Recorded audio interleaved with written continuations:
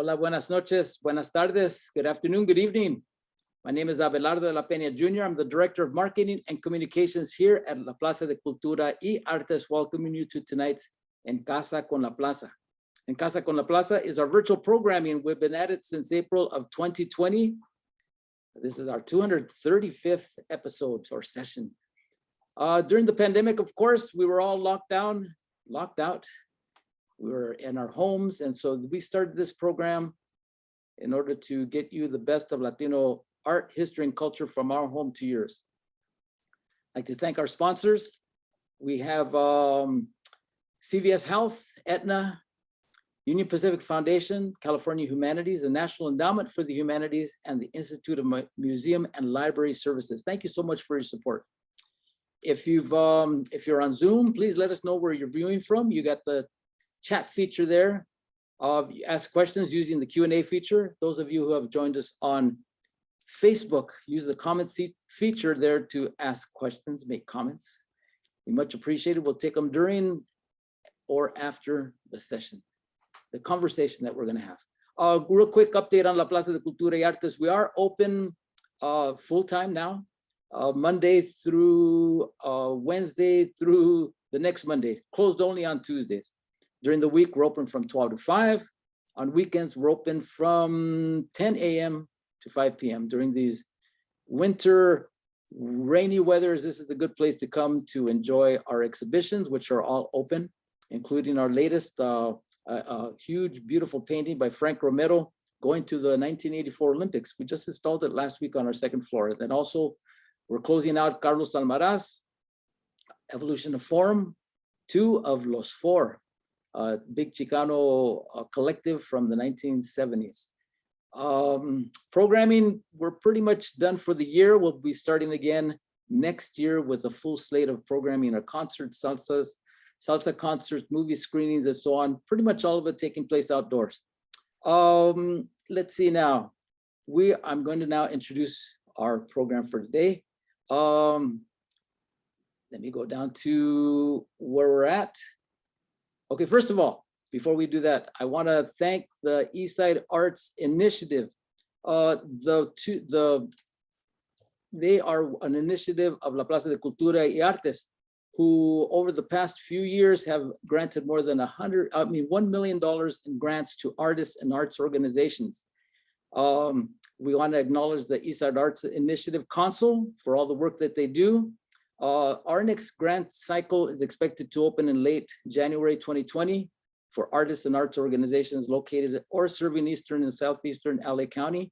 For more information, please go to eastsideartsinitiative.org. And the reason I'm telling you that is because our guests for tonight were our grant recipients of this last grant cycle for the Eastside Arts Initiative. So let me introduce to you, please, Fanny Velis, film director and actor, and also Iris Almaraz, who's also a filmmaker. So welcome to En Casa con la Plaza. Thanks for having us. Hello. All right. Well, the project we want to talk about is the Latina Independent Film Extravaganza, celebrating Latina directors and their contributions to the cinema. Taking place March 18th to the 20th, it's a showcase and networking event to create a community that supports and helps connect Latina filmmakers, inspiring them to continue to make authentic Latina stories and most importantly, to get hired. So tell us about Latina Film Extravaganza, when it started, its trajectory, and where it's at now. It started in 2004 as a BH L.I.F E, Boyle Heights Latina Independent Film Extravaganza. And I was the festival director that year, and our founder is Josefina Lopez, author of Real Women Have Curves. Fanny, you were an award recipient that year, is that correct? I was, yeah, I was. With my first short ever. And I think that that's a really amazing testament of what the festival is about. 2004, her first short film ever, and now look at behind her is Avenida Studios. So not that our festival did it, but it helps pat you on the back and say, keep going, girl. Absolutely. Yeah, absolutely. And then I got to direct the festival a couple of years, I think right after you, right? I think so, yeah. Along with many other, several other wonderful women, Sandra, hardworking. Cindy, and yeah, a few women have directed the festival, and we did it for the love. There was no money, but we really wanted to create a community and a platform that showcase the work that we do as Latinas. Well, that community that you started back in 2004, how long did it, in successive years, how long did it run? I think 6 years, right? That's what I'm thinking, yeah, but I don't know if it was consecutive. No. So there was some breaks. And I think that that's, one of the things is that the festival directors are also filmmakers, and it's hard enough being a Latina filmmaker. Imagine trying to also be a Latina festival director. But I feel very committed this year to keeping it going, because I see the whole of where it used to be is bigger and more glaring than when it was happening.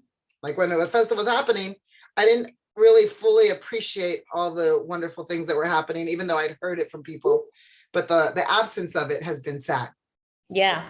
So pretty much the absence of being able to, first of all, come together as a community, as you did those 6 years that the festival took place. And then also the lack of opportunity to be able to participate in this type of endeavor. Yeah. So, yeah, and sorry, Fanny, I don't want to talk too much if you have a short time limit. So if you need to stop me, just stop me. Like now, Fanny and I are more experienced. And so now we see people younger than us, women, Latina directors that are younger than us, who are still struggling. The struggle is real. It never changed. It never ended. Yeah, and I feel like, so my first short I did in college, and when I moved to LA, Josefina Lopez was like the only Latina playwright I had ever heard of, right? Like it's a big deal. And I actually did a play at her theater, Casa 0101. And then she's like, hey, by the way, we're doing this film festival. And I was like, well, I have this little short I shot in Denver with my friends. I mean, it was in college. I was an actual directing degree. So I taught myself how to edit it because I didn't know how to do it. And I got an award as promising filmmaker, right? And it was a small festival, but that just really encouraged me to keep going. And a lot of the directors that were there were, it's such a small community that we're still in contact. We see each other at other festivals, at Sundance, South by. So we just want to create that for the next generation of filmmakers, but also filmmakers like Iris and I, who are still, creating content and who just need a platform. To this day, we still need a platform. So it's interesting because we talk about the camaraderie and the platform, but another thing too is there's very few spaces where filmmakers like us can tell our stories and get to the audience members who also are like us, who come from the similar backgrounds, and having that experience directly from the filmmaker to your actors to the audience, and in that environment, it's a really special place, especially for the Latina audience who will attend as well. And something's funny, years after that first festival, Iris and I did our first features, and we just happened to do them the same day. The same year, which is very unique, So we tour a lot of the same festivals at the same time with features. So, and one of the festivals that we were both at is called Señorita Cinema in Houston, Texas, and it's run by an alumni, Stephanie St. Sanchez, from that first year in 2004. Yeah. That's incredible. So the intent was, of course, to showcase Latina filmmakers, and it's created a community of its own, which is extended beyond that initial festival. Yeah, and so we haven't really kept up with people, but it's such a small community that we see each other at festivals and events and stuff like that. So another thought of bringing it back was like, wait, we need to reconnect, because when we're together, we're more powerful. Yes, so that's the main. Not only creating a platform for the new filmmakers, but also we want to reconnect and reunite and see where everybody's at. All right. Well, tell us a little bit about what, first of all, you do have a deadline, which is today for the first Early submittal. submission. Mhm. Early submissions, early submissions. We have a January 15th for our late submissions. And if you're hustling right now to get something made, then contact us directly. All Yeah, right. to be able to show your film or your content at our festival, you have to be a Latina filmmaker. What's a Latina? Because that's I guess that's an interesting The term. $1 million question. Yeah, so for us, okay, it's if you have your roots in Latin America, but you also are, or in the Americas, I guess, we would consider you a Latina, unless you send us a note and you persuade us that you're also a Latina, and that doesn't fit in that concept. We're always very open because we're not trying to exclude anybody. We just want to highlight the work of Latinas around the world.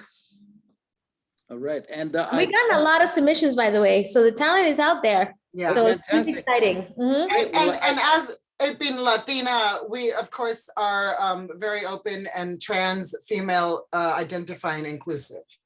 Of course. Mhm. all right. Well, all the information I posted there on both the chat on Facebook, you could find the information on how to submit at filmfreeways.com. It's Yeah. posted there on Zoom and also on Facebook. You're giving out awards for Best Director Feature, Best Director Short, Best Feature, Best Short, a lot of categories. So there's a lot of opportunity. Yeah. And so where's it taking place this next year? Can I say something about the awards real quick? Please do. Is something that really, I don't know for, obviously we'll try, but I was able to use one of my awards one year to help with finishing funds for my feature film.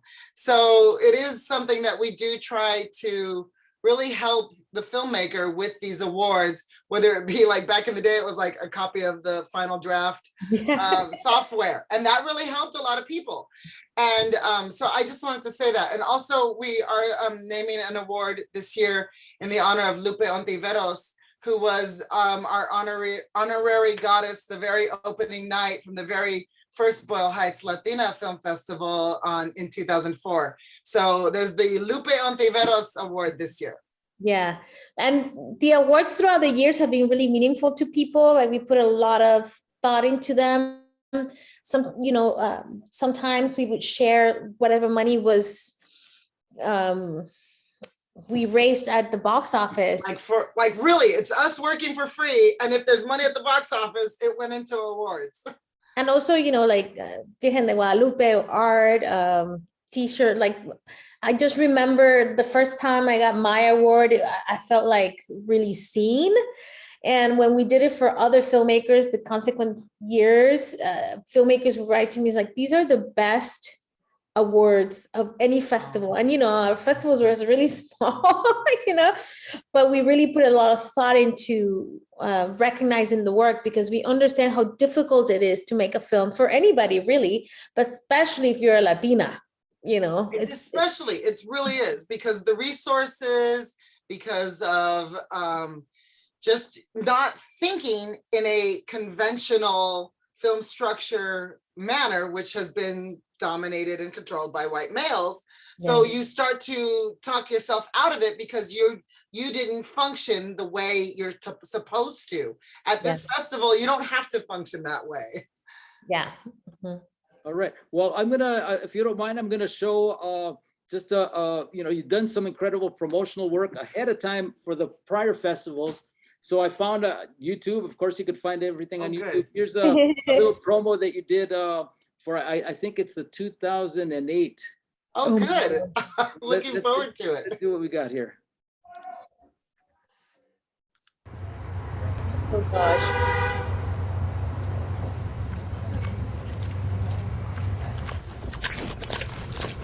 Look, I've already made up my mind. I'm gonna shoot Rita across the street, and I'm gonna shoot Jeremiah over here. Jeremiah? Before that, I'm gonna shoot First Street Studios real early before a lot of people are around. Are we gonna shoot this place? Yeah. I'm gonna shoot every square inch of this place. ¡Jeremiah, corre! ¡Todos corran! ¡Corran por sus vidas! ¡Esas cholas tienen pistolas! What? We don't have guns. We're filmmakers. Not cholas. Camera, see? We're shooting a film. Not people. I think we're gonna have to come up with another way to talk about making this film down here. This ain't the West Side. No, it isn't.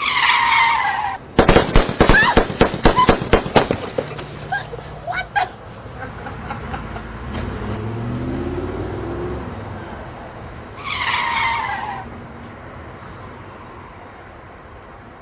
Hey, next time get your film in on time. Hey. Pinche chola filmmakers. Ah.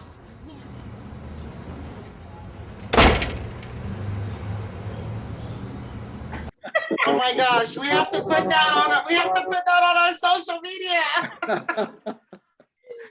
All right. Thanks. I look like I'm 12. And did you see the video camera? It's like a little recorder with the. Dude, it's like pre-mini DV. Like, you know what? We're gonna take these stereotypes and own them.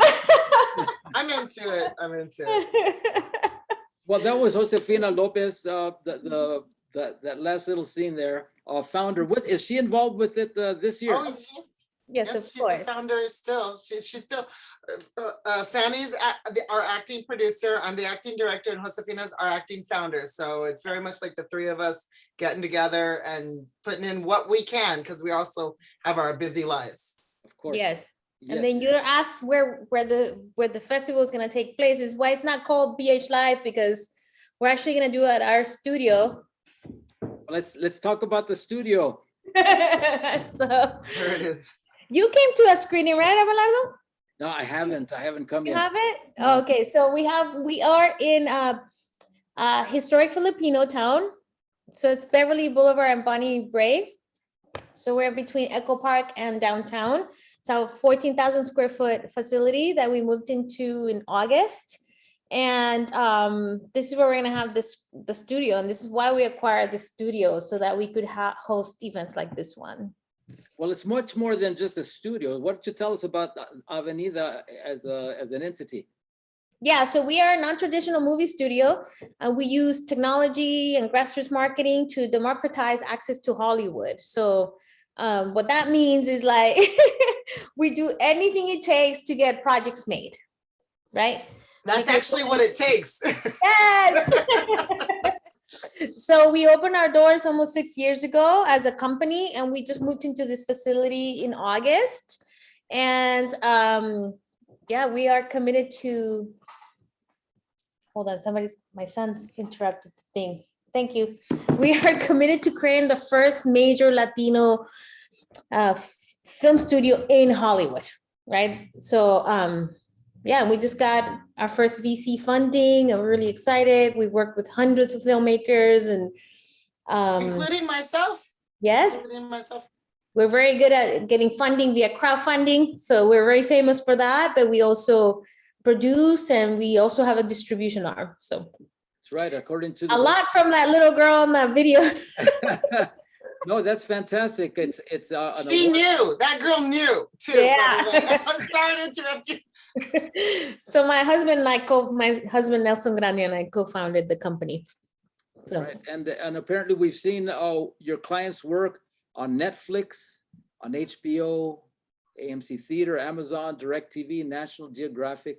PBS, yeah, a lot. Yeah, very exciting work that we're doing.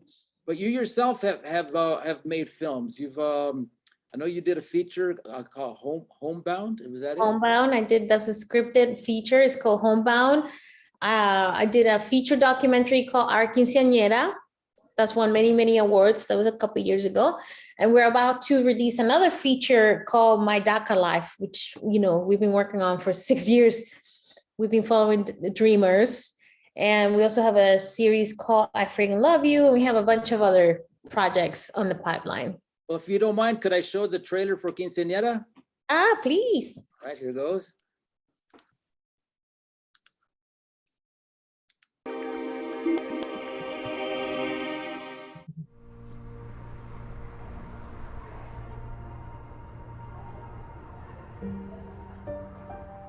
When you first came and told me that they were gonna do a quinceañera, I thought it was a fantastic idea, you know. So many of these girls don't have one because they just can't afford it. It's so expensive. We had one for our daughter and we know how expensive, you know, it can be. I was invited to maybe 30 quinceañeras, but then I noticed some girls were not gonna have one. My mom didn't have a quinceañera, and she actually told me, she's like, I'm gonna try to give you a quinceañera, even though it's gonna be hard, like the money's gonna be hard and all this stuff. Time passed, I didn't get to have a quinceañera. I talked to them, they said, well, we'll never have one. I said, you want one? We'll throw one for you. Pues van entrando de niña a mujer, pero a ella les fascina todo eso. Mr. Galvan decided to do all of this, and I was like, oh my God, like this is like my chance. All right, take a chair, young ladies. Listen up, Mr. Galvan has a surprise for you. You're the quinceañeras of the year. I'm proud of you, I have a surprise. The formal invitation.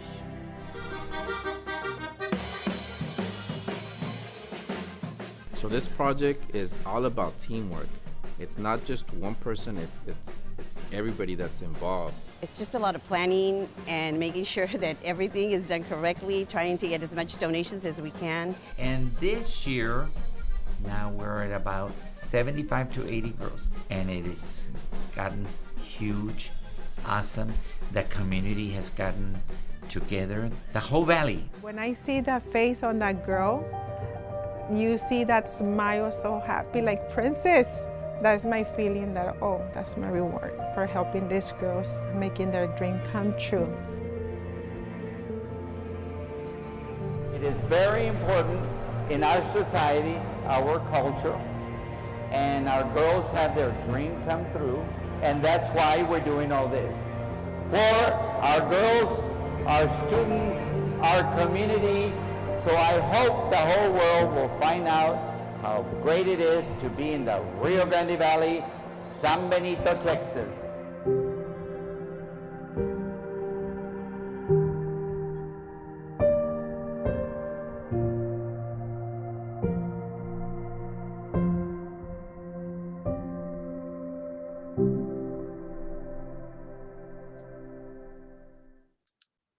Oh, that is beautiful. Yeah, We gotta do a screening I live in East- at Plaza. I know. I live in East LA. We're in LA. We should be having that, right? Yes, absolutely. That's the hope, that other schools start to replicate this. This principal in Texas, his name is Mr. Galvan, and he hosts a free quinceañera every year. And it's sort of like the community comes together, and it's really beautiful. Like you're there and you're so moved by the power of community. Well, you've gone from feature to documentary. You're shooting a documentary. I think you probably have other, feature films and going on inside. Yes. Is that something that you would recommend for Latina filmmakers to be able to go from one genre to another? For me, I'm a storyteller, but I think, everybody has their own path. And as long as like my genre is, I'm all about transforming the way our community is portraying the media, whatever it takes, right? So I'll do scripted, non-scripted, I've done reality TV, whatever. Like that's my genre. And I'm also very about being inspirational. So whatever form that takes, be it a scripted or non-scripted, that's my brand as a filmmaker. So I think as long as you're sticking to your brand, whatever it is that makes you unique. I think when people watch my films, they know, oh, this is a Fanny Grande movie, so. Yeah, and how were you able to, get the skills, for the business side of this? Is that something that came, was that part of your makeup as well, or? It came out of necessity because I started as an actress. I'm still an actress. I still act, but all the roles I was giving were, stereotypes or non-existent. So I decided to start writing and producing and directing stuff for me and my friends who were so talented and didn't have the opportunity. So I sort of kind of fell into it out of a necessity because I was like, I'm going to work. I grew up in Venezuela. I didn't have the same perceptions of Latinos that people do in this country. So I just found my mission. What can I do So little by little, I discovered crowdfunding. I didn't know what I was doing, you know? And then I was like, how do I create a corporation so that I can make my films? Like, I just sort of like started learning as I went because I had to. And now we're in this whole, you know, almost 20 years later, it's like, okay, now I'm a business owner, but I had to learn. I do have a degree in acting and directing, but I had to learn the business side of it just by doing it. And I'm very lucky because I have advisors that are in the business world that have been guiding us, and we just feel really blessed by their support. It's almost like we're in business school right now. For the past 4 years, feels like we've been in business school. All right, and now, like you said, you have acquired some VC funding to even expand this even bigger. Yeah, we're currently doing a seed round for our, you know, because we're about to launch some technology that's going to allow filmmakers from underrepresented communities to fund their films. So it's really exciting. And in the building that you see behind me, the whole bottom floor is going to be filled with sets, movie sets. And we're committed to creating something for independent filmmakers that is just as good or almost just as good as, you know, if you wanted to rent a stage at Warner Brothers, right? So tell us the different rooms. Tell us the different sets that, like, yeah, we're like an airplane, right? Yeah.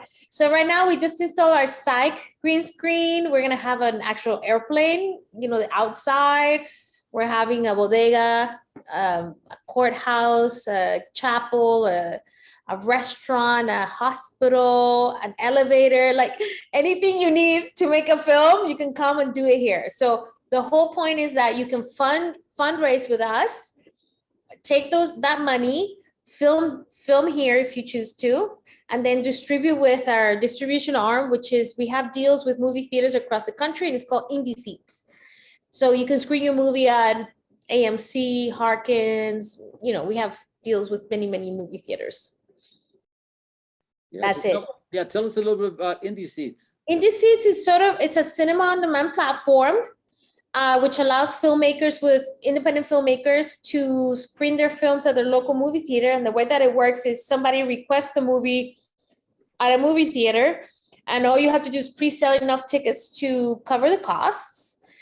And then the screening happens. And I did this with my first feature, Homebound, and this is how we sold it. So I know that this works.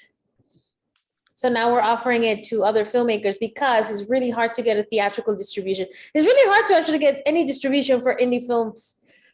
People don't know this.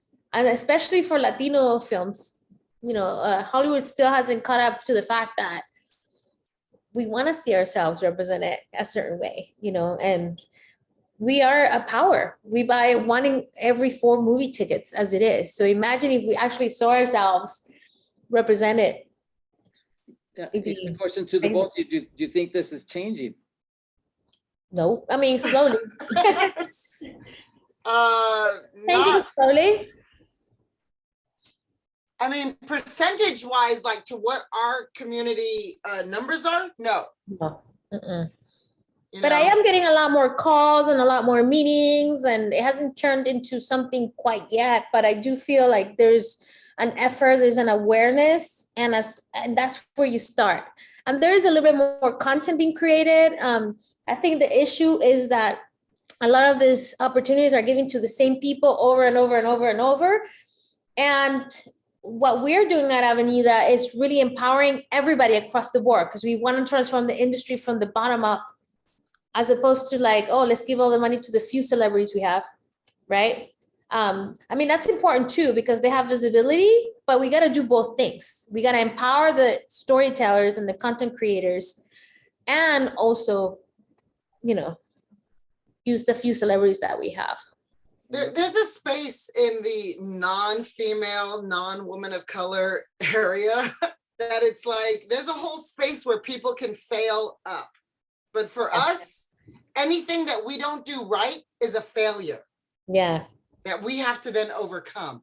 And that's the thing I don't like, that I'm hoping we can help move past with our film festival, is for women to not feel like they're failures and not worthy. Whereas other people I've seen in festivals with me, they get to fail up. Exactly. and I think it's even beyond film festivals where people are, or other people are given that opportunity to fail up. You hear somebody, you know, bombing a multi-million-dollar film, and then they get another directing gig somewhere else. Yeah. Blows my mind. All right. Well, I've posted on the chat and on the comment section there on Facebook, Avenida Productions. Yes. You could get all that information about what Fanny and her partner are doing, and how you could get involved. So Yes. it's a great opportunity.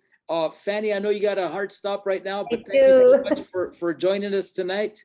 And thank you so much for the grant. We promise we're going to do something very good with it. We have helped already a lot of filmmakers get their first TV directing job or their first agent, and that is the goal with this with our festival. And you know, your grant is really going to help us and help a lot of people. So we're very grateful to you and for selecting us. Oh, I'm glad that we were able to do that. And I'm posting here the Eastside Arts Initiative website. The next funding cycle is coming up next spring. Like I said, so far we've granted more than $1 million to artists and arts organizations. During the height of COVID, we were granting artists relief grants for those that needed it just to survive during these horrid times. But now we're focusing on Eastern LA County and on Southeast LA County for worthy projects and filmmaking, poetry, music, drama, literature. You know, go to the website and get more information. Thank you for having me. All right. I'm leaving you in very good hands with Iris, by the way. I know we are. All right, bye. Talk about here. All right, bye-bye. You know, I'm so excited about the grant that you were just, this initiative and everything that you were just talking about, because I grew up in El Monte. I've been living in East LA since 2004. And like, there's a whole community in the San Gabriel Valley of artists that are Asian, Latino. And it's just like, you know, being a girl from El Monte, come on, that like really touches my heart. My dad is a musician out of El Monte, you know. Well, that's fantastic. No, if you go to the website, you'll see the artists, individual artists and arts organizations that have been assisted. And it's the breadth of the community and trying to reach those underserved communities that really don't have that much of an opportunity because the lack of foundations or nonprofits that are really targeting the artists that are really the source of inspiration for where we live. Yeah. All right, well, we have a question here. It's Belinda Martinez. She says, hello, very inspired by your movements. My question is, are there opportunities available for photographers who are not necessarily too familiar with filmmaking? Absolutely. You know, photographers are always needed on sets. Photographers are needed at festivals for not that we have, again, we're working for giving our time. So we don't have funding to pay for a photographer, unfortunately. But if you were like, yeah, I wanted to be a photographer to shoot for your festival, you would be meeting so many filmmakers at that moment. And my DP on my last project, I actually met him in photojournalism class, and then he moved into director of photography. So filmmakers need photographers all the time. And this is a great place. Like, if you either volunteer or if you buy a pass for the festival, you'll be meeting so many, hopefully mostly local Latina, Chicana filmmakers that you would be able to coordinate working on their shoots. That would be, that's super important to filmmakers. Well, tell us a little bit about your trajectory in filmmaking.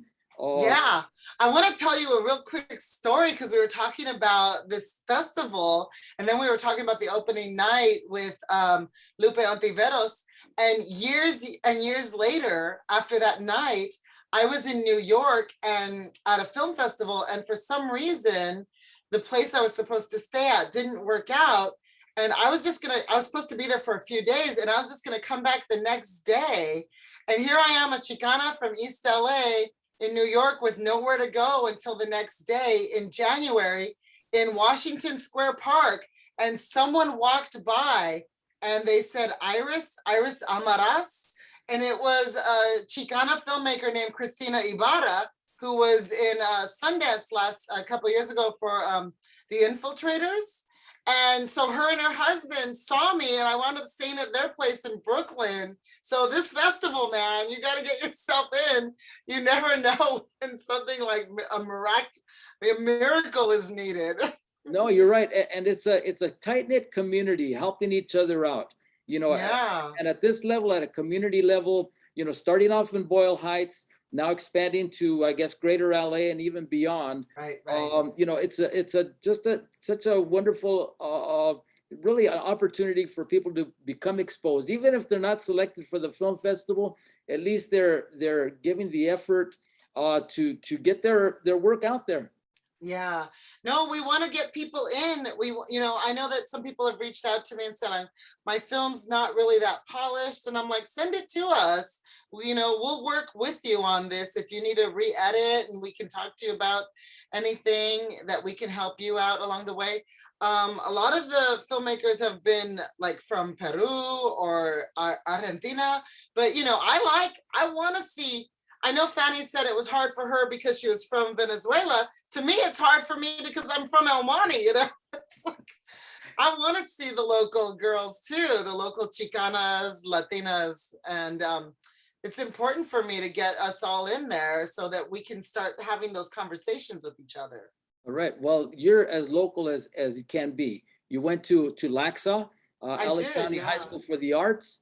And it says here that you ditched one day of school just so you wouldn't receive the perfect attendance award 2 years in a row. It's true. Are you a rebel, Iris? I am. It's like I had perfect attendance because I loved going to school. It's like my junior year, here I was like a punk, I wouldn't say I was a punk rocker, but I wore a trench coat and my hair was in my face.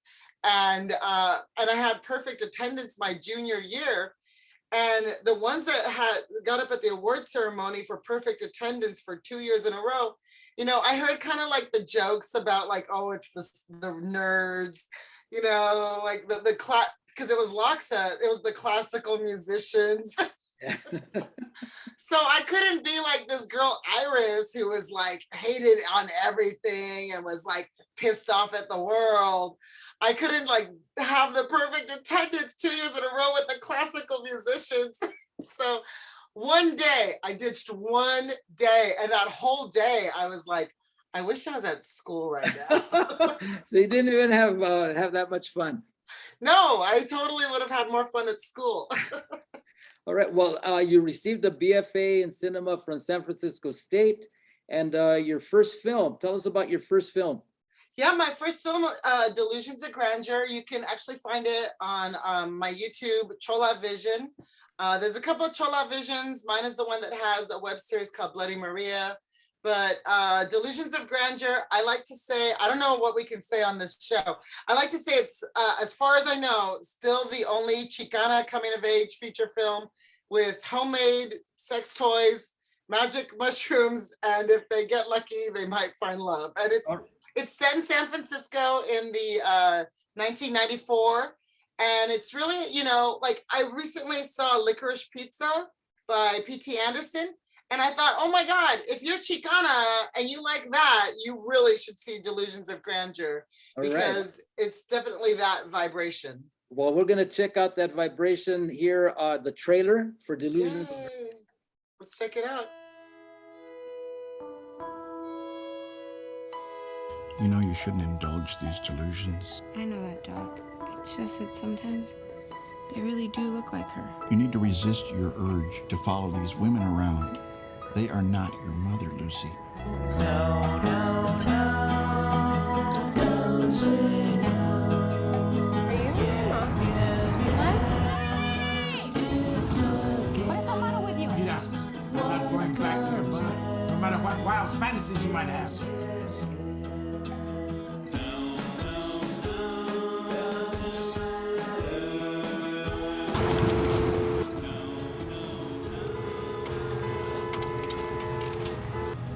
Ilusion.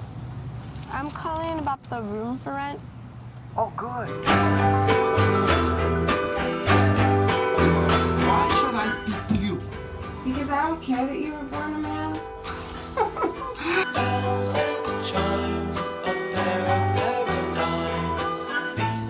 don't want to be like my mom.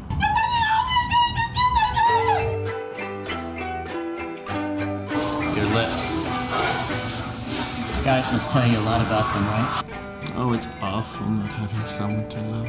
It's like watching Gone with the Wind. Even though I know the ending, I still watch it with the same crazy hope. Like Scarlett. Aren't you missing your soap opera? Mom, I'm living my own novella right now. I don't have time for any distractions. Just really like this town. You can come here and just be a completely different person. You can be your true self here.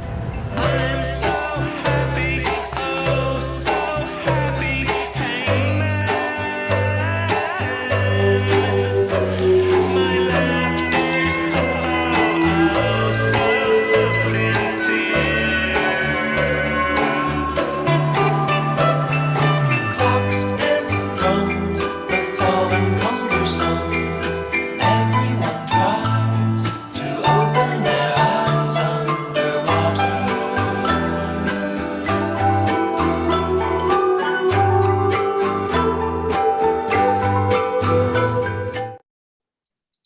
Oh my, that was pretty cool. It's a good film. I'm not gonna lie. I made that feature film with $30,000, which is not much. And when I was watching Fanny's quinceañera documentary, I was really taken, and I thought, oh, that's really touching. And I remember sitting down with my dad in his kitchen, and I said, you know, Dad, remember that quinceañera I never asked for? Well, I need that money now, and that's my quinceañera. And so was that your quinceañera money there? That was my quinceañera money. Fantastic. Wow. And was that right out of school, or had you done some other work? It was a few years. Yeah, I went to school in San Francisco, and when I moved back to LA, I found I didn't know anyone in LA anymore. And I had to like rebuild knowing people, and a lot of the Latino organizations like L.I.F.E or Nosotros were good places for me to connect with people. A lot of those actors I connected through there. One of the producers I connected through there. And so those organizations really helped me rebuild my grounding in LA. But when I went to school, this film is really reflective of, like, you know, imagine the 90s being a Chicana and leaving your parents' house to go to San Francisco. That doesn't happen. That doesn't. No. And actually, yeah, so this film is a lot about that. And so, I wasn't a traditional kind of kid. So a quinceañera, even though I really loved the way that I saw that documentary and I'm like, oh, I want to put my daughter in one. But for me, I mean, my daughter will be like, she wants to go to a Nirvana concert. Not Nirvana, obviously, anymore. But anyway, we were always a little bit different because I probably, a big part of it is my mom is reflected in that film. My mom is mentally ill, and she self-medicated on methamphetamines, and then I went to live with my dad, who is a teacher. So it's like I went from like mental ill mom to dad who was a teacher, and so I really owe a lot to both of them for these stories, for having the craziness, but also having the stability to be able to tell the stories of them. Right. And so the stories that you're expecting to see, or that you've seen already in other of the festivals that you've and you serve as the director, right? As the festival director? Yeah, I mean, I remember last it's been a few years. For a few years, I would run into Josefina or a few people from Casa 0101, and I would say, "Oh, what do you guys think about bringing back that festival?" And they'd be like, "Great, it's $10,000." And I'd be like, "Oh my God." So every year I'd run into someone, and then especially with the pandemic, you know, people being so separate from each other, and then seeing the reports coming out about how dismal the numbers were for Latina directors. And I was like, wow, you know, this space, there are a couple of festivals. I do want to acknowledge that there's a Latina directed festival out of like the Ventura area. And again, Senorita Cinema. So, it's LA. We should have a Latina directed festival so that we can increase that population, that demographic, get us jobs, hire us. Most definitely. And it's really not, you know, it's not beyond people's reach. You have if people are able to make the deadline today, I guess, the regular deadline, for students, it's free. Yes. The standard fee is $35. So it's not beyond people's reach. And then you have such a wide range of films and others that you're accepting. I mean, you do have a social media TikTok category. Yeah, because there's so many. I really feel like obviously the phone has put filmmaking capability into people's hands. And so that has really helped so many talented people who are very funny. I've seen so many wonderful Latina talent come out of social media. So please send us in your stuff. And yeah, I think that getting these films in, if you have a time frame that falls outside of what our time frame is, then, you know, talk to us and we'll see what we can work out. But the other thing too is with the keeping the submission fees low is we really want to use, one, we want to get you into our festival. Two, we really want to use those funds to put together those awards, to put together those things that help continue to build the community. Sure. And the films will be shown there at Avenida. Yes, and we're, you know, of course, we want to bring in through publicity, we want to bring in industry locals, and we want to, one of the great things in the past festivals has been our little social networking events where we bring in someone who's established within the industry. And I remember our first year, we had this one filmmaker who made the first queer Latina feature film. And she, I remember her saying, wow, this festival, it's really touched my heart. It really has, it really has a different vibe to it. And so I think that that's something that we really want to encourage, to bring in as many people into the fold to continue that. All right. Well, thank you so much for joining us. Iris, this was a great conversation. I'm glad Fanny was able to join us. She's an incredibly busy person also, but we encourage all of you out there who are watching this or re-watching it. We're posting it on YouTube after we're finished here on YouTube, on Facebook, and on our website, lapca.org, that you support the festival by either participating in it, or once in March when it comes around, to buy a pass and take part and enjoy what I'm sure are going to be a great selection of shorts, of short documentaries, of web series or pilots, horror, experimental. I mean, you got some pretty the connection between the audience and the filmmakers and the actors being there, it's really something special. So I do hope that people do come out and support that. All right. Well, you could find the information right now at filmfreeway.com. I'm posting it one more time here. And then will there be a website developed just for the film festival, or we have a website. I believe it's lifefest.org. Okay, let me look it up right now. Lifefilmfest.org. Lifefilmfest.org. Ah, there it is. All right, good. Well, thank you so much for that. Awesome. And you'll see pictures from previous festivals, and you'll see those happy audiences excited to see them, to see those stories that don't always get told. All right. Okay, Iris, well, thank you so much for participating. Any questions out there? You got a couple minutes because we got to get home. It's cold outside and I got to take the metro and before the Oh, wolves come out. 2 new messages? Is that you? Yeah, That's you. well, we did have a photographer. Let's see, the Belinda Martinez. She'd asked the question about photographers. Oh yeah, and if she's interested in being in the festival, go to lifefest.org and contact us there, and send it out and say that you want to volunteer at the festival and help us out with some photography. That would be great. All right, good. Well, there's your connection right there. It starts already. Thank you so much to all of you that joined us on En Casa con la Plaza. Angie Castro, she's the administrator for the East Side Arts Initiative. Thank you so much for making it all happen. She's been with the East Side Arts Initiative since the very beginning here at La Plaza de Cultura y Artes, and she's done a fabulous job of connecting so many filmmakers, photographers, artists, musicians, poets, and arts organizations with La Plaza so that we could make it happen in our communities.